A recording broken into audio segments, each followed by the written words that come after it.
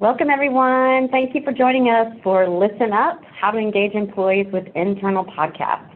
My name is Becky Gravy, and I'm really excited to be talking with you today about this important topic for communications and introducing you to our featured guest, Zane Ewton. He's fantastic. So just a couple of things before we get started. You'll notice at the bottom of your screen, there's a Q&A button. You can submit questions all throughout today's webinar that we'll answer in the Q&A session. We'll get to as many of them as we can. But also know that we're going to be recording this webinar, so you will get a link to the archive recording in the email that you used to register later today, along with some great audio clips that Zane has graciously agreed to let us share with you.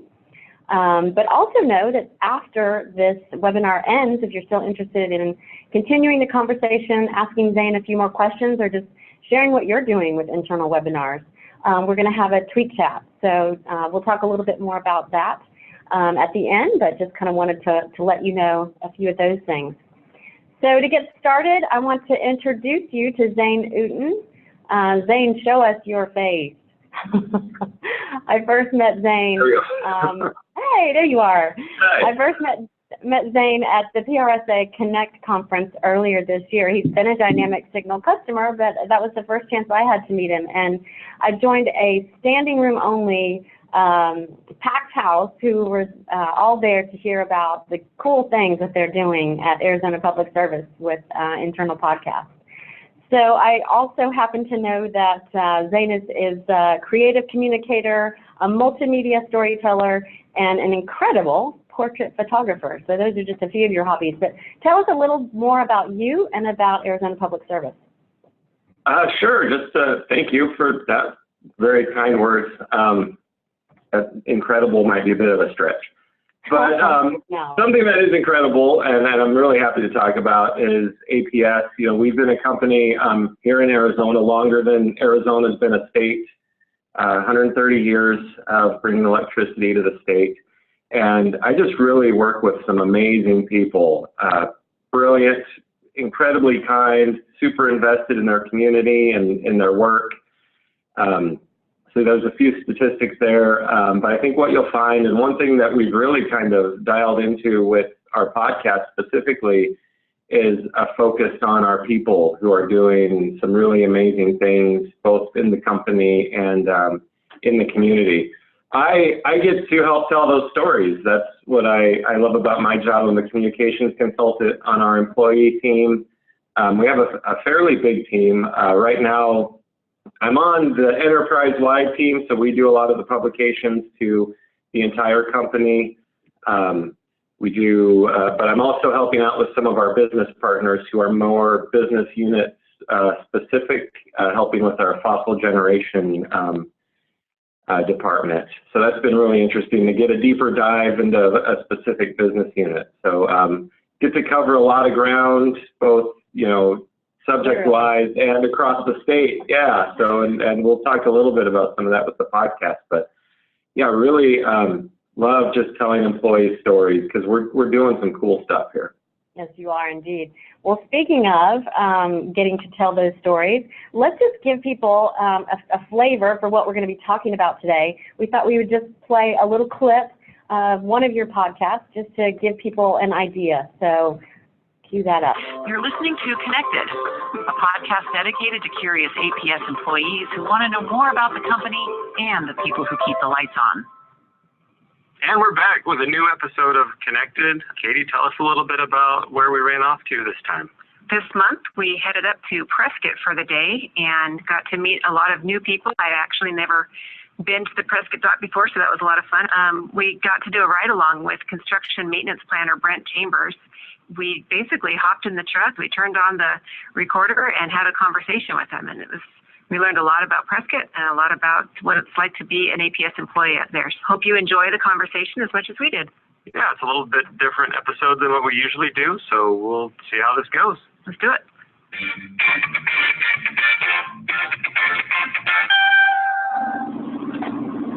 All right, I hit record, so we'll get it going and see what happens. Right on. So if you want to, maybe just tell us a little bit about yourself and what you do at APS. Maybe, I know Mackenzie mentioned you kind of had a cool path through the company? And Yeah, sure. My name's Brent Chambers. I've been with APS for, I guess this is my 32nd year here. Been in Prescott for the past 22 years. Started out at APS as a draftsman, actually. Well, actually, my very first taste of working here, I was what they called a summer helper back in the early and mid 80s. I love that, the summer helper, the original name for summer intern. No, that's awesome. So basically, you're just in a truck with one of your employees riding throughout the roads of Arizona and just having a conversation, right? Absolutely. That's all it was. I brought, this is the recorder we use. I held it up just because I didn't want it bouncing around the truck. But yeah, that little bit of noise here in the background was the hum of the truck, and we just had a chat. It's the real deal, for sure. Well, before we talk about the what, and I know people are really anxious to hear about the equipment and the formats and all this, but let's talk about the why. First of all, why did your team feel like this was a good play for your workforce in particular, and then how in the world did you convince leaders to do something that was kind of this out of the box? Sure. There was the two things that kind of converged to help make this happen. One was working with the Dynamic Signal app, and we saw an opportunity to get people on the app. We wanted to provide exclusive content. And myself and my coworker at the time, Michelle Buchanan, she helped launch the podcast. We launched it together, and we were both podcast fans. We thought it would be a great way to not only just tell good stories, because that's ideally what we all want to do, but sure, to hopefully reach out to specifically our employees that are not at desks, that they're out in trucks, they're out at plants, and our thought was, hey, this is something you could listen to on your commute into the office. You could listen to it in your truck. So that was real, that two-pronged. Let's support what we're doing with the app. Let's support reaching out to our employees in kind of the far-flung areas that don't get a lot of our traditional communication channels. Yeah, I love that. And to be clear, we should probably also state that your podcasts are really only one aspect of a much broader communication strategy and plan that includes a lot of different variety of tools and mediums and series and this type of thing. But I hear what you're saying about being able to really take advantage of that time that your employees are not behind a desk and looking at a computer per se. But what do you think it is about podcasts in general, not even just with internal, but why they've risen in popularity around that whole storytelling ability? What do you think it is about audio that makes it somewhat more compelling? That's so great. I think why you see it working, and I get comments from employees that are really great examples of why it works, not just for us, but just podcasting in general. It was even just last week. I hear this comment verbatim every few weeks, and it's pretty awesome to hear. Someone will come up to me and say, hey, I heard the latest podcast. I just really enjoy being able to sit down. I can do my work. It's 15 minutes, and I always learn something new and get a little insight into a part of the company I didn't know about. And that right there, that's what we're doing. Exactly. That's exactly what we're trying to do. Yeah. And I think for some reason, just the podcasting and that audio connection, you can really dig in at a level that you can't in some other communications. Yeah. But it feels more authentic and candid than video. I love great videos. I help produce a lot of videos. We do a lot of videos.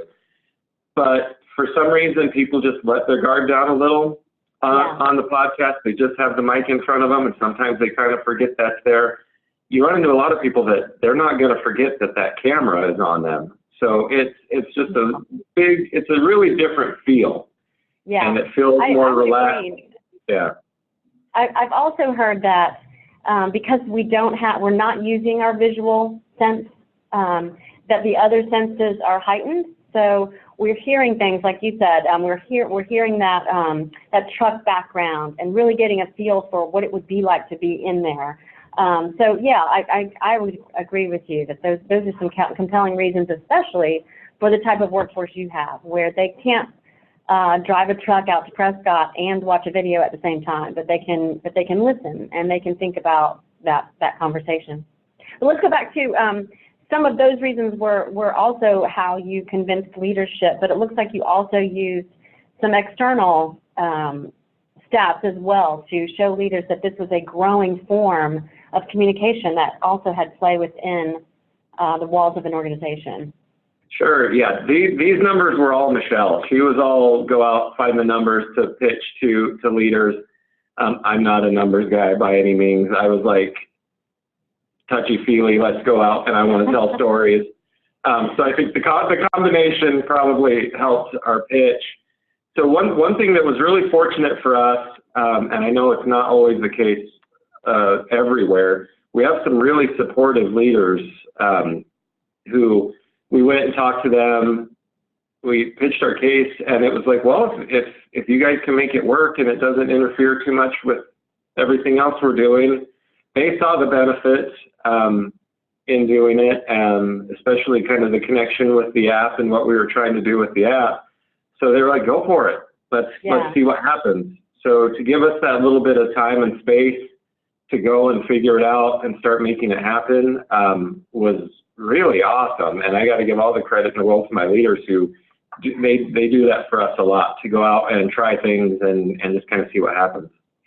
I think as a communicator, to be able to have that kind of environment to try some things and be a little, the word now is disruptive, to be a little disruptive in the way we do things is awesome. But I think also if you don't have that kind of environment, and not everyone does, being able to come in with some solid data like Michelle put together here to talk about, look, there's something here that is worth taking a risk because we've got enough evidence to say that this is something that's really moving and shaking out in the external world. Let's give it a try. Coupled with the fact that, and we're going to talk about this a little bit later, but coupled with the fact that the investment to do this doesn't have to be, $500,000. So I think that's another way that you can convince leaders to say, yeah, this is an easy one to take a risk with me and give this a go. So let's just dig into it. How did you go about, starting your first podcast? And, I think for a lot of us, the idea of doing this is super intriguing, but it's also a little daunting because it's not something that we've traditionally done. So talk to us about your approach as a team at APS in doing this. So I know one of the first things that tripped me up personally, and I imagine a lot of people run into it because I get the questions all the time, was, what kind of equipment do I get started with? What kind of skills do I need to get rolling with this? And I know we're going to talk a little bit about that later. But as far as just sitting down, Michelle and I, to create the podcast, our first thought was, this needs to be simple because we also have the rest of the work that we're doing. We're at no shortage of stuff to get done. So exactly. So this was an additional thing. So we needed it to be simple, sustainable, because we didn't want to come out, do 3 episodes, and then it just lose steam because we can't keep up, or whatever reasons that projects kind of peter out over time. We definitely wanted to connect with our listeners and find content that they care about. And I think what we went into it is we're like, you heard in the kind of the beginning of our podcast, it's a podcast for APS employees who are curious about what it takes to keep the lights on and the people that they work with. So our thought process going into every episode is, what are we curious about as employees? What do we care about? And that's kind of driven a lot of our content, and fortunately it tends to kind of connect with other people who probably have similar questions but aren't in a position to ask them necessarily. I love that. I absolutely love that. And I think we have to remember that, employees aren't necessarily going to spend their time, certainly not their lunch hour or their commute to work, tuning into an internal podcast that isn't really, enjoyable and interesting to them. So we can't make this constantly about policy updates or other types of messaging that aren't really built around that storytelling approach. And that's not to say that we can't integrate some of those important messages, but I think we have to let story lead, or we'll lose our audience. So talk to us about that, and I would say that covers like the final two bullets that you have listed here. But how do you keep that format from being hijacked by leaders or people who are really trying to push a message and want to reach employees, and they know this is a popular tool to do that? So I think one thing we've done, Michelle and I did, and Michelle left the company. I have a new co-host, Katie Curtis, who came on board earlier this year, and we're really precious about the podcast. We hold it pretty tight on what we think is good, what we want to do. And, fortunately, we have a lot of other avenues that we share content. And so you're just redirecting those requests? We redirect all the time. If it's not something that's gonna fit, or this sounds terrible, but if there's someone that might not be a great engaging guest, let's find a different avenue to highlight them. I don't want to put someone in a position where they're going to be uncomfortable and not sound great. So let's shift it a little bit to put them, kind of highlight everyone's positives. And because we get submissions for podcast ideas fairly often, and some are great, and some are like, that's okay, but let's, we can do something a little different with that. That's just got a different fit. So, and then what about the sustainable aspect? Let's talk about frequency. What has your team decided that you can commit to? And you're well into this now, so you have a better idea of really what's involved. But if someone were just starting out and had a small team, what would be your recommendation in terms of how do we keep it sustainable? How can we keep our heads above water and continue to do this and the other responsibilities we have? Sure. So our first thought was, let's go monthly and see where it goes from there. And I think monthly is a really great cadence for us. Any more frequent, and it could get a little hard to keep up with the pace, just because a month flies by pretty fast when you're doing a lot of other things. It's been going so well that we just recently launched another podcast series that's got a different focus. We're going through a CEO transition right now, and we're starting a podcast with our incoming CEO that we're going to do quarterly. It's a little more focused on him. It's a little more of kind of the leadership type thing, but also to get to know him a little bit better for employees. It's a great idea. We thought quarterly would be great for that. You don't want to overload that. Plus, we've got a monthly podcast going, so I can't imagine we're going to be doing another podcast series, an additional one anytime soon, because I think we've hit a sweet spot of. In many respects, though, you're keeping them separate, because I know it's called Connect, the podcast you're doing now. Connected is really frontline driven, frontline storytelling. And I think when you spoke at Connect, you were talking about the fact that you had really only interviewed maybe a handful of executives at that time. Everything was really kind of driven around, the focus was about frontline employees. So adding a different series makes it really clear and consistent to employees which one they're tuning into and what they will expect in that series, what the tone of that series is. So I think that's really smart to come out of the gates with something that your team can keep up with, number one, but kind of knowing employees have a trust in what's going to happen when they press that play button versus pressing the play button on your new CEO podcast. So definitely, we wanted to keep you hit the nail on the head. We wanted to keep the tone consistent, and we didn't want to just kind of shoehorn something into Connected that didn't really fit. Didn't fit. Okay, so you've created this amazing podcast, and we'll go back and talk about some of the logistics too, with equipment and production and all that. But you've created it now. How do you get employees to listen to this? Some of these are several minutes long in your case to tell a good story. So how do you get that to happen? Yeah, so well, each we aim for 15 minutes. I'll throw that out there. 15 minutes. Sometimes it stretches a little bit to 20 minutes. So that is an investment, especially when sometimes we struggle getting employees to watch a 2-minute video. So we know that's an investment, and I think the thing that's really I've noticed is it's been a grassroots experience. It's been me out talking to employees and sharing the stories of, hey, here's what's coming up in the next episode. We think this is going to be a great one. Here's the latest episode. It's really that one-to-one talking in hallways. I harass people on LinkedIn and Twitter all the time with, hey, here comes the next podcast.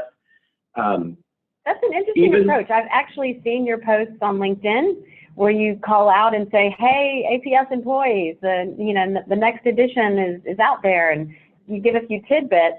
And you do make it clear that it's for employees only, but that's an interesting approach that you're going with external channels in addition to all your fabulous internal channels to do that. Talk a little bit about that. Yeah, well, and we still, of course, do our internal channels. We do our intranet. There's a promo for it. There's we have digital signage around the company, so we'll do promo on that with it. But yeah, it's interesting. LinkedIn, connecting with people, and I'll tag the guest in it. Yeah. So they might share it a little with, and it kind of sparks a conversation with their network.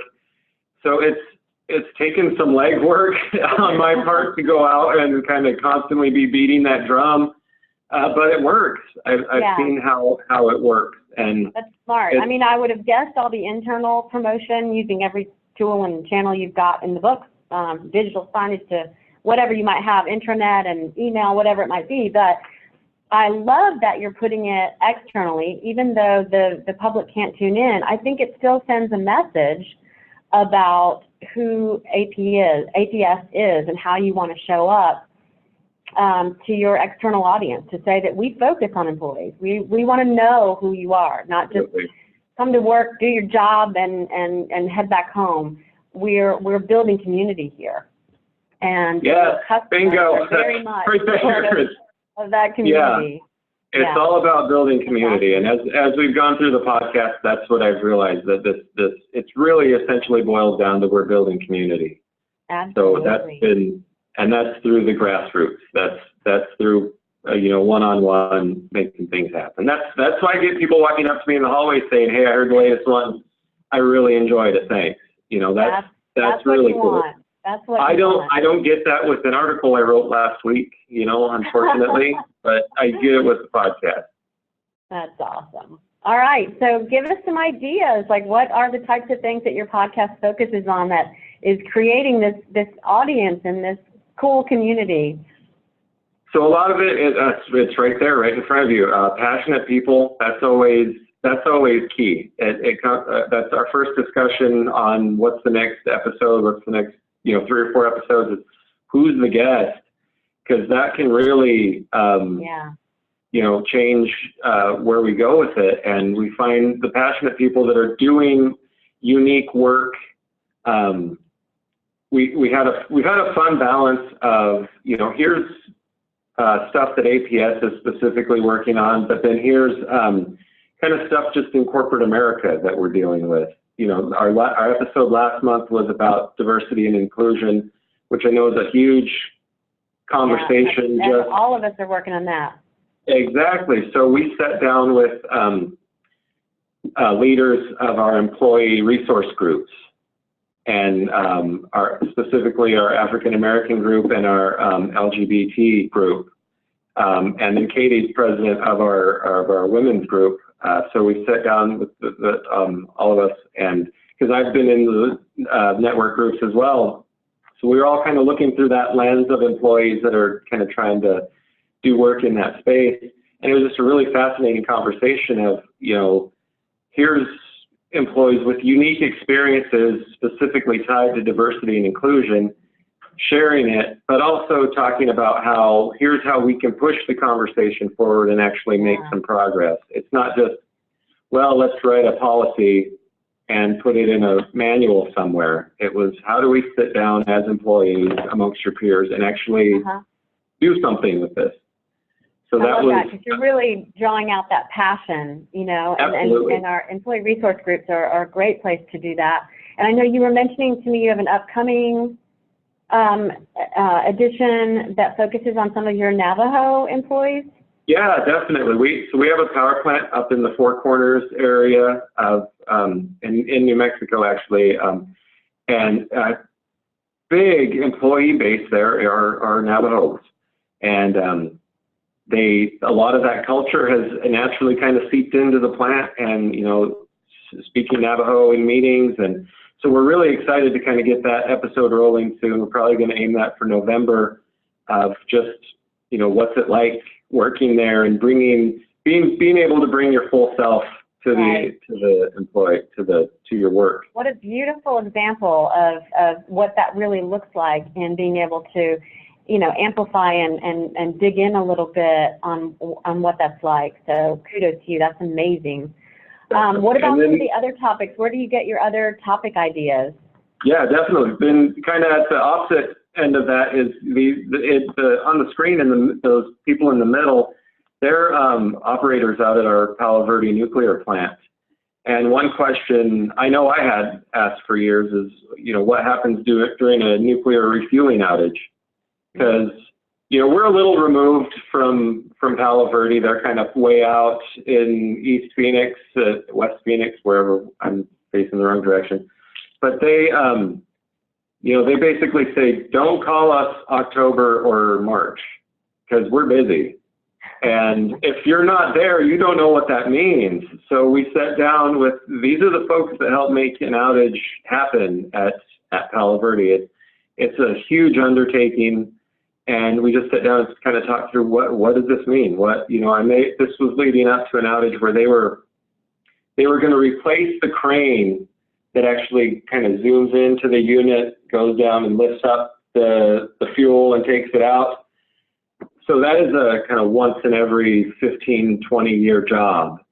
Wow. So it was really cool to get a little bit of a behind the scenes view into what it takes, how much preparation they put into it from, you know, actually the guys in there doing the work, the chemistry involved. So a lot of that was a little bit more technical than we typically do, just because Palo Verde is really technical in what they do. Zane, a lot of us have those types of roles in our organizations, and I mean, clearly these are not, you know, paid spokespeople. So what do you and your team do when you're on site with folks like these, so that they have a comfort level? They don't have you know, that it diminishes some stage fright, even though it helps not to be on video, but still, it's a little daunting. So what do you do to prepare them and help them not to feel so robotic, get them comfortable? Oh, definitely. Well, one thing we do is before we sit down for kind of a formal recording session, we'll chat with them about what we want to do, kind of some of the highlights we might like to hit, and get some ideas from them. Basically kind of pulling them into the process. It's their story. We want them to tell their story, and we want to help them do that. So then when we sit down to record, a lot of it's just kind of letting them realize it's not a video, nobody can see them, they can relax and just talk about the work that they're really passionate about. And you it's funny because we'll hit record and you probably get a good 5 minutes in and you just see people relax a little bit. And then the conversation changes. Yes, exactly. And so you're probably, well, even in video, sometimes we do this, but you're recording and getting a lot more footage than you will ever eventually use. But that puts people at ease and helps them to know that this really is going to be conversation driven. So that's awesome. Absolutely. And I would be remiss if I did not ask this question, because I've posted it out on social so many times, and I think people are wanting to know this answer. I know, I loved it. But just tell us the story of Biscuit and the lineman and how he got his nickname. I know that was one of your podcast editions, and I love that theme. Yeah, so that was, we actually, when we have our summer interns come in, we hand over the podcast to them for one episode. Oh, wow. I love that. Yeah, so we were pitching ideas with them back and forth. And they were really excited about coming in new to the company. They were excited about linemen. Everyone loves the linemen. And they're the ones who turn the lights back on, right? They are. They're the ones hanging from the poles and you know, in the tight shirts and stuff. All the ladies love linemen for some reason. I'm not going to comment. Yeah. But so that brought up, and we kind of threw around some ideas. And one was, you know, linemen have crazy nicknames. And how do they get those nicknames? What does it mean? So we reached out to, his real name's Brian, but he's just the sweetest man ever. He's been at APS forever. He actually grew up on the site of one of our plants up in northern Arizona. His family, they're electric people. They've done this for generations, and he became a lineman. He earned the nickname Biscuit. And so everyone just refers to him as Biscuit. And so we got him on the podcast, and the interns interviewed him, just talking about, you know, how do you get your nickname? And he's media savvy enough to keep it appropriate, because you can imagine how some linemen get their nicknames.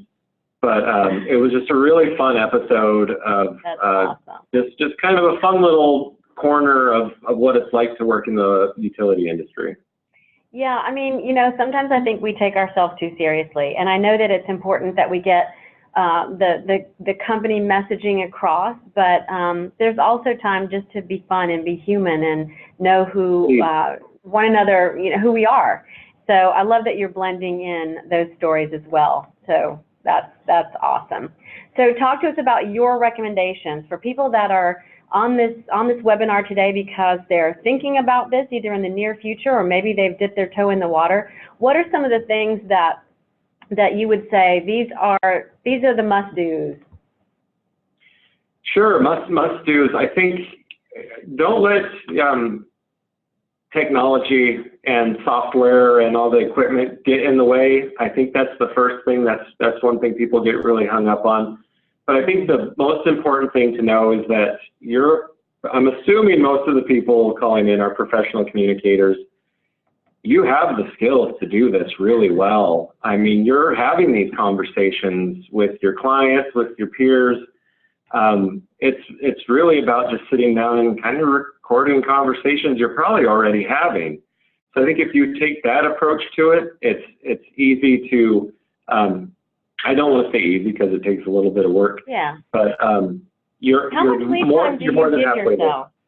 I'm sorry, how much lead time do you give yourself or your team in thinking through a story idea? And do you kind of have more than one of these in play at any one time, or Sure. how do you do that?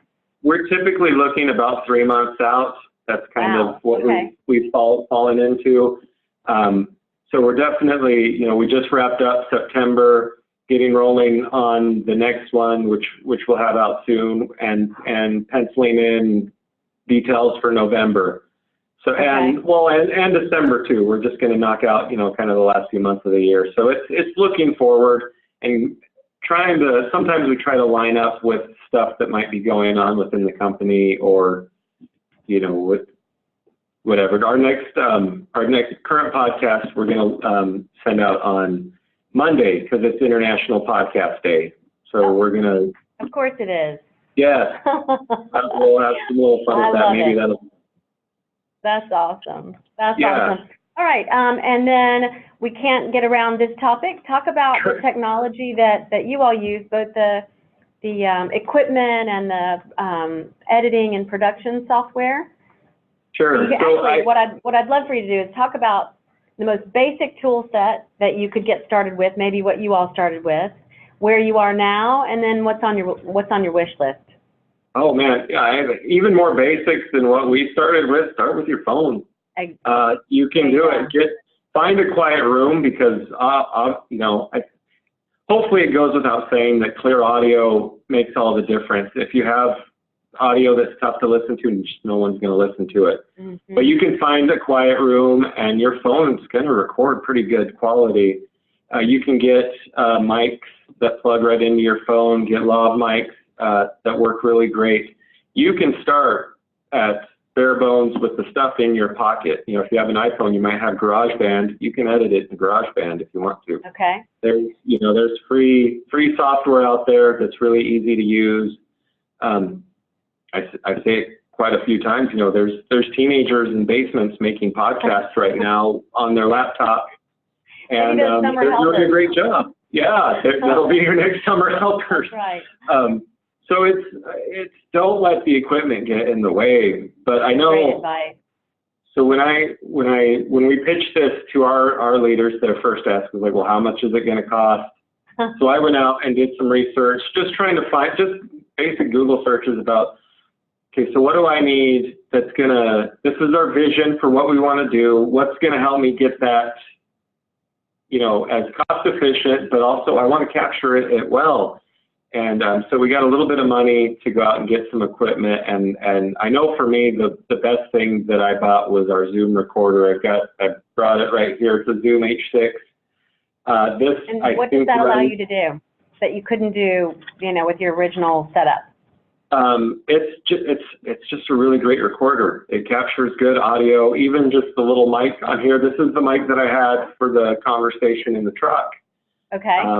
So it works really well. You can take that anywhere, right? You can take this. Yeah, you can take this anywhere. Pop into a bag and no bigger than your phone in some cases.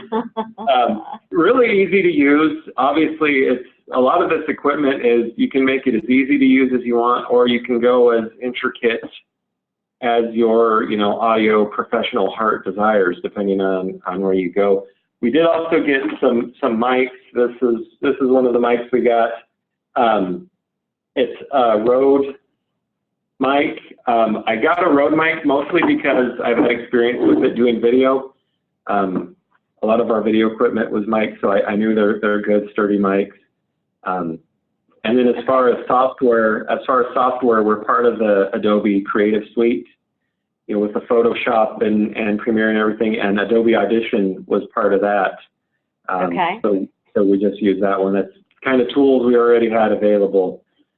Which Audition is, if you've had any experience editing video, even at the most basic level, it's very similar to what you can do with audio. It's almost simpler because you're not dealing with the video part, you're just focused on the audio.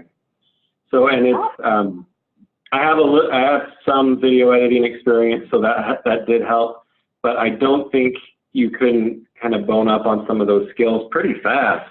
Okay. And once you sit down and you get a couple episodes under your belt, you kind of you get a rhythm going, and it goes a lot faster. Are you dividing and conquering when it comes to the production piece of it, or the editing piece of it on your team, or? Right now it's all me. Okay. Yeah, right now it's all me because I do have a little more experience with the editing part of it. Okay, awesome.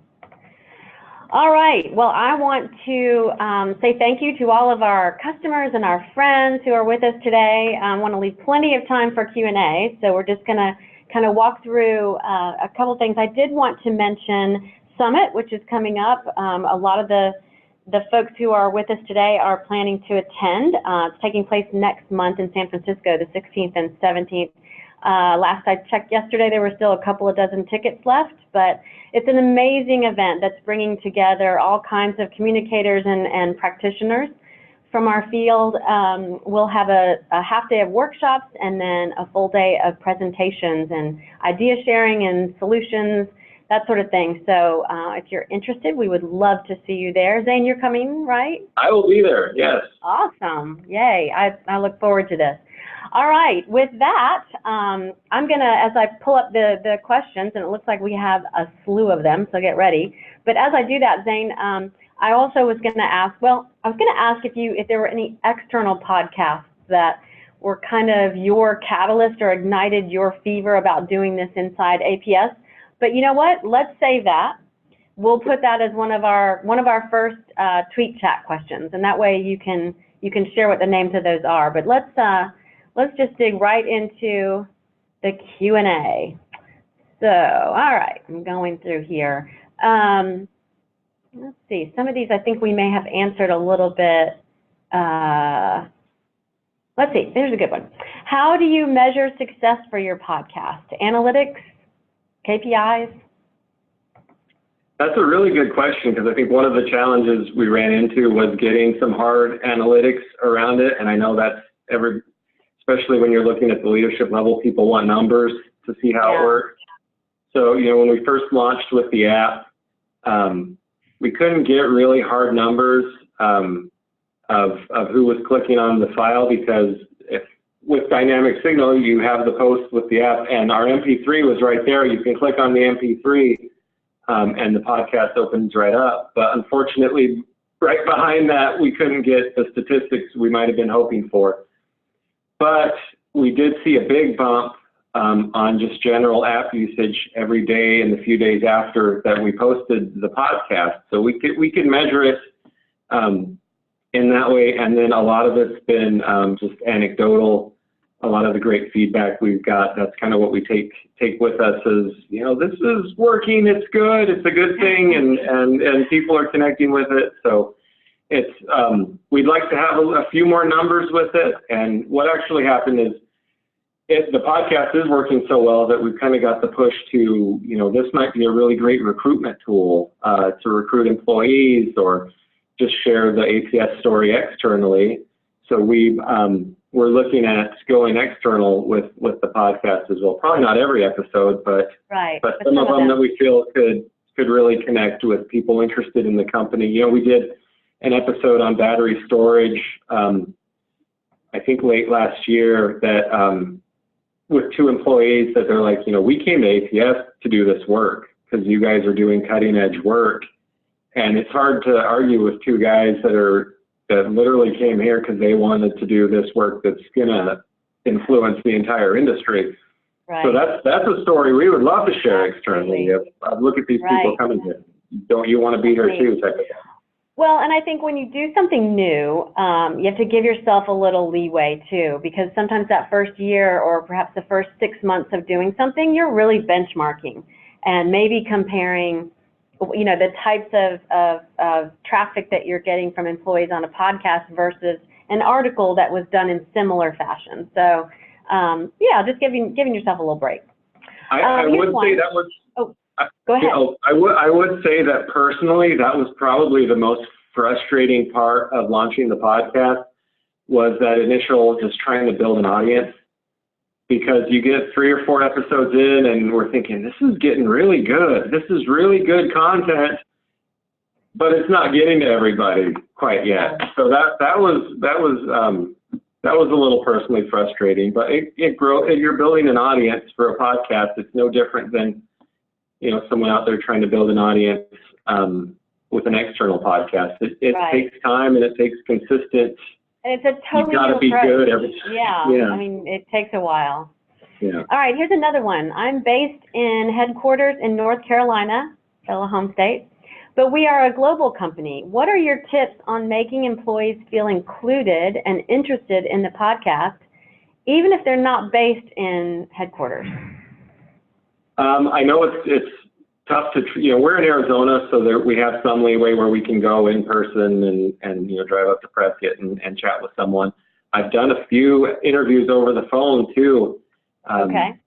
So that's definitely an option. Is the quality good? I will say with my Zoom recorder, it sounds great. Use landlines, just because that sounds a lot cleaner than cell phones sometimes.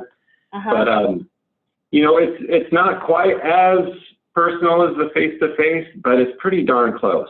And it's really nice to get employees involved, even over the phone. Yeah, I mean, for those that are in far-flung places, it might be difficult to do otherwise.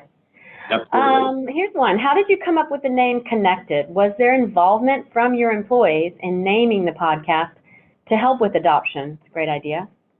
That would be a great idea. That was a name that we floated because we thought it said what we were trying to do with the app and the podcast. We wanted to connect people. The app was APS Connect, and the podcast was Connected. I think our thought was, let's not beat around the bush with the purpose of what we're doing here. Let's hit them in the face with it. Yeah, exactly. I'm sensing a theme. But I have seen to this participant's question, I have seen it work pretty well as a way to kind of sneak peek or let people know that something new is coming, and it gives you a chance to position it and then just say, what would make sense, or here are 5 or 6 ideas that we've come up with which one do you like best. So yeah, that's a great idea, especially when you're introducing something so absolutely new to it. And that's something that's something similar we did with our new podcast with the CEO, is we went out beforehand and we're like, we're calling it Ask Jeff Anything. So it was, you tell us what you want to know and we'll just go to him and ask the questions. So ideally, that's going to be an avenue for employees to kind of drive that conversation with the CEO of, what do you want to know? And we're going to go ask him. Absolutely. Let's see. Are your podcasts housed on your intranet? If so, does the extra layer of password protection discourage employees from listening? So they were on the app, and I think the only issue we had there was just app adoption and getting everyone on the app, which I think is, is what everyone's trying to do when you're pushing an employee app. We do have them on the intranet now, and for most of our employees, specifically the desk-based ones, they're kind of on the intranet daily anyway, so it's not too much of a barrier for them.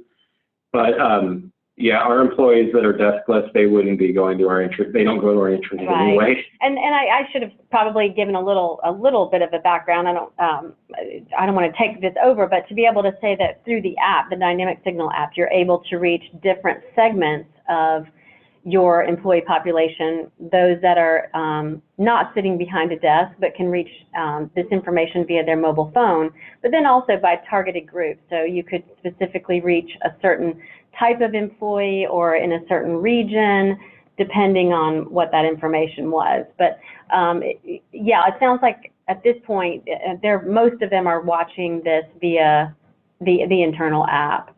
But I did have someone ask, when you are, let's see, and I've lost it now. How do you distribute the podcast so that external listeners do not have access to it?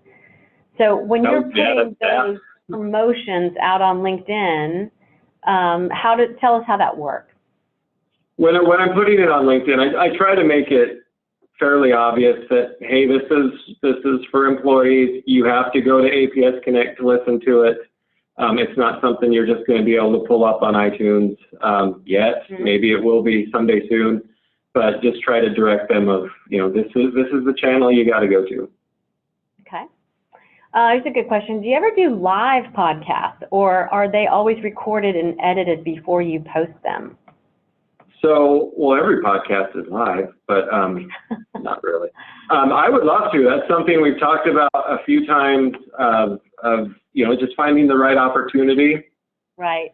So, we have a lot of brown bags and stuff like that. So I could see us in the future doing some live podcasting just because I think it would be fun. It really fits with what we're trying to do with the podcast, and it would help spread that word a little bit more. Invite people to a meeting, come see it happen. They go listen back to it, get them, connected with it. Okay, here's a basic one. Do you script? No, so we don't script. We might you're just doing research, but yeah. We might do a few bullet points, and we do sit down with the employee beforehand. I'll schedule like a 30-minute meeting just to sit down.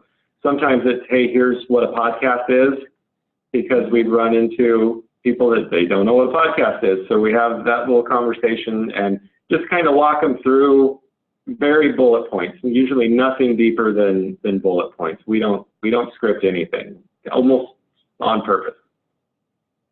Awesome. How much time on average do you spend editing? It's less than you would think. As the episodes have gone on, I've tried to be more mindful in the actual conversation to keep us as close to 15 minutes as possible. That way I don't have to go and cut out huge chunks. And it helps me keep the conversation itself focused. But to go after we record, I'll go sit down and I'll listen through, and I just cut out ums and ahs and any kind of obvious things we need to, that really jump out. That's, for a 15, 20-minute podcast might be an hour or two. That's just ums and ahs. Then I'll share the episode with Katie, and we'll discuss is there anything that just is redundant, that needs to get cut out for time purposes? And so getting that feedback, I think that's super valuable. Is don't do this in a vacuum. Have some people that you can kind of run an episode around just to see if because when you're in the moment of the conversation, everything sounds great, but then when you listen back, you'll catch stuff that's like, oh, okay, well, we already said that there, or, this question might have been a little redundant. So we try to make it, if you're going to cut, you can just kind of cut in obvious chunks. Okay. So from that point, it's usually maybe another hour or two. It's not a huge investment the way I've done it, but ours is very conversational. If you wanted to go into some, I'm thinking of a podcast like The Daily that is that's got a lot of edits and music cues, and it's interweaving stories. That's going to be way more intense, and it's also a super valid way to go. Maybe that's the way that's going to connect with your audience. There's so many different ways you could do this. Right, so many ways to do this.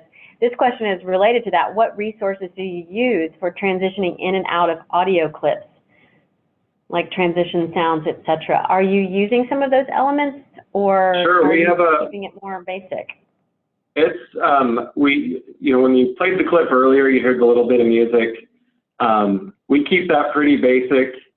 We have a subscription to a music library, and I'll pull from that. But we have our intro music, our outro music, and then a few little clips just to kind of place markers between our intro and our outro and the conversation in the middle. I've kept it basic by design. And we almost just kind of drop the conversation in. We'll record our intro and our outro, and away we go. So hasn't been a whole lot of rebuilding each episode over and over. Okay. That makes sense. And then someone is asking how and where you're hosting the podcast. So I'm assuming that was straight on the app, straight into the app, and now on our, we had enough demand for people that wanted to listen through the internet that we have files available on the internet now. Okay, great. And that is one thing I will add, that is something that Dynamic Signal offers. A lot of organizations do struggle with where to store video assets and audio assets like this. That can be done directly on the app. So it makes it really easy to reach that information. In terms of measuring success, did you experiment with different lengths at all and find any jumps in listenership among different types of workers with a shorter or longer length? For instance, desk workers and non-PC holding desk workers. That's a really great question that I've been kind of looking at lately, is because I've seen some conversations in some podcast groups about, what is the optimum length? Because you'll go, listen to a podcast on your own. It might be an hour, 2 hours long, and you have no problem getting through that. You listen to a podcast that's 5 minutes long, and it's like, wow, this is interminable. But I think our idea was 15 minutes is our sweet spot. Let's try to stick as close to that as possible. Anything more than that, knowing our audience feels like a big ask to go longer than 15 minutes. Even 20 minutes feels like a big ask, and we'll sit down, and even if the content's great, we might have 20 just really great minutes.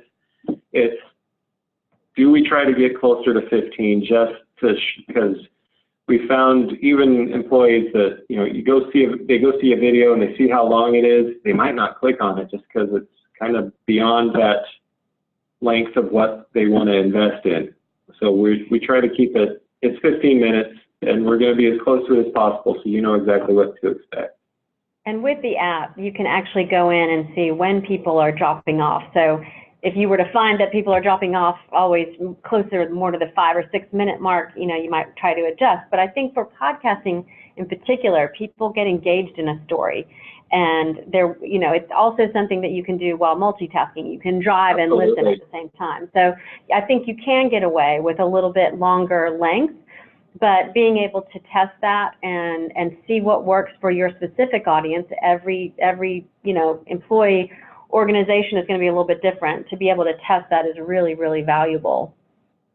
Well, and it all comes down to the content. If it's good, engaging content, I believe people will stick around. I agree. So maybe you go closer to an hour. If it's really great, people will stick with it. But yeah. An hour of really great audio content is going to take a lot of work.